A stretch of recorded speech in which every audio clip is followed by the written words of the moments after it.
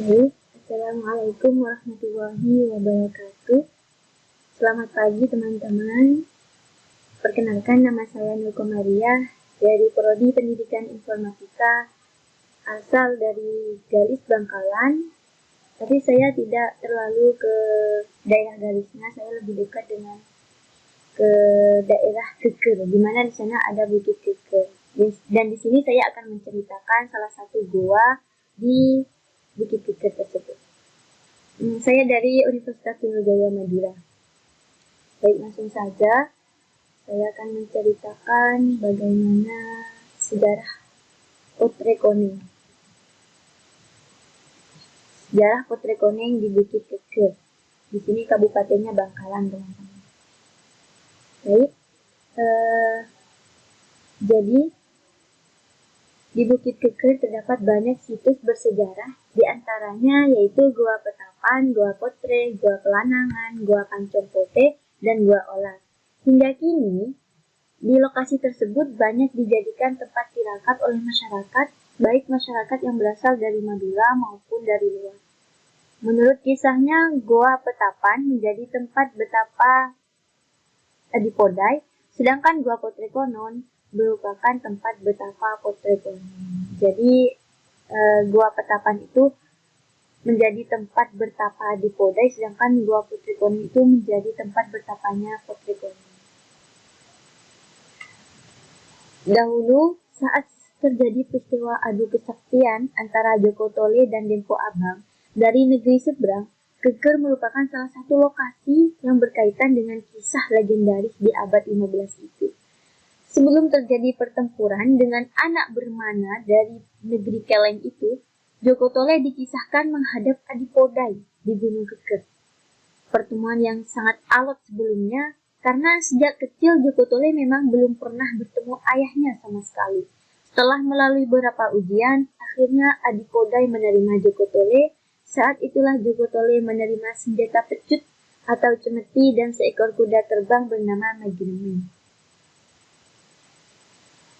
Kedua pemberian adipodai itu kelak digunakan Joko Tole saat menghadapi Dempo Abang yang mengendarai perahu terbang.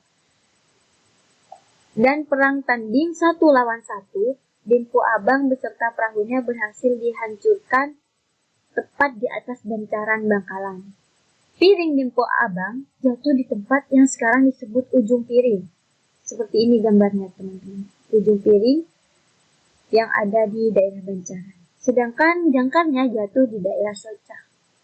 Kembali pada Keker, berawal dari kisah digunakan sebagai pertapaan kedua orang Joko Tole. Saat ini Gua Petapan dan Gua Potre dijadikan tempat tirakat oleh masyarakat. Di dua tempat yang dianggap keramat tersebut, banyak yang mendapatkan benda-benda yang diyakini memiliki kekuatan mistis. Banyak orang yang tirakat di lokasi tersebut mengaku mendapat benda gaib. Seperti kisah warga yang pernah berkunjung, saat itu dia mendapat besi kuning dan keris penangkal hujan saat bertirakat. Selain itu, gua lain di Bukit Keker juga memiliki keunikan.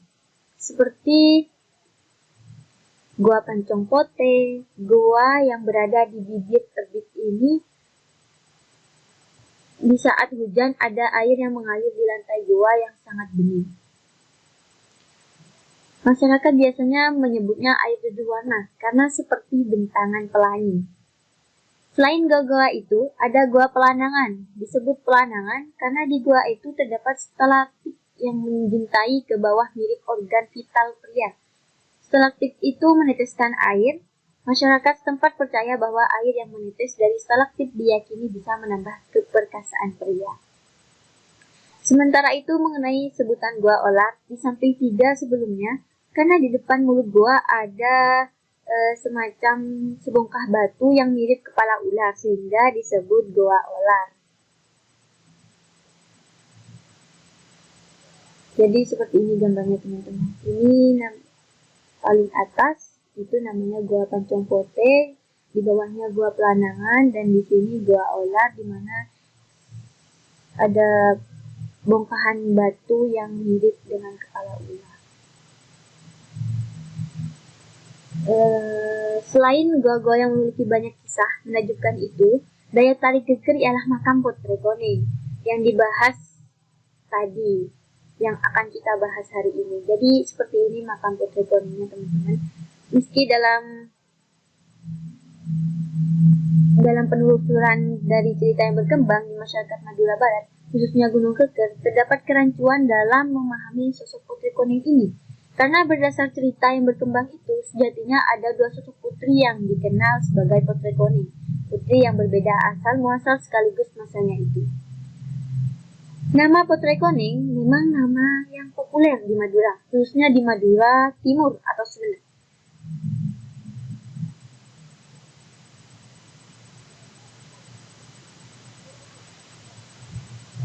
Jadi itu dimulai saat sang Potrekoning atau nama aslinya ini Dewi Saini bertemu dengan Pangeran Adipodai atau nama aslinya yaitu anak Panembahan Blingi Sepudi. Di dalam goib, keduanya menikah dan lahirlah Joko Tole beserta adiknya Agus Wedi. Joko Tole lahir dengan membawa cahaya yang menyelimuti tubuhnya, sesuai yang diyakini di kalangan masyarakat tradisional sebagai pertanda akan menjadi orang besar di kemudian hari. Sang ibu melahirkan tanpa darah, dan saat tumbuh di pengasihan, Joko Tole dikenal memiliki kejunilan sejak kecil. Ia biasa memasukkan tangannya ke bara api, memijit-mijit besi yang semestinya ditempa dengan alat panen. Sementara itu, di Madura juga ada kisah serupa, yaitu sosok yang diyakini sebagai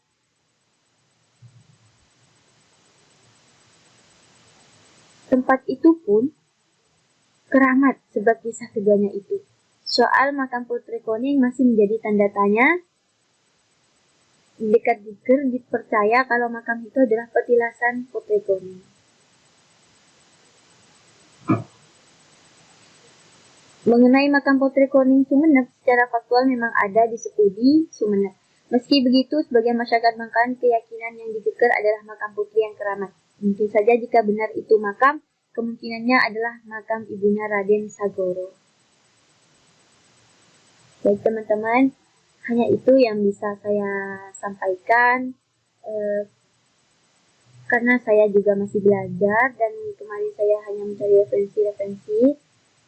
Jika ada salah kata ataupun menyeleweng dari fakta, saya mohon maaf sebesar-besarnya.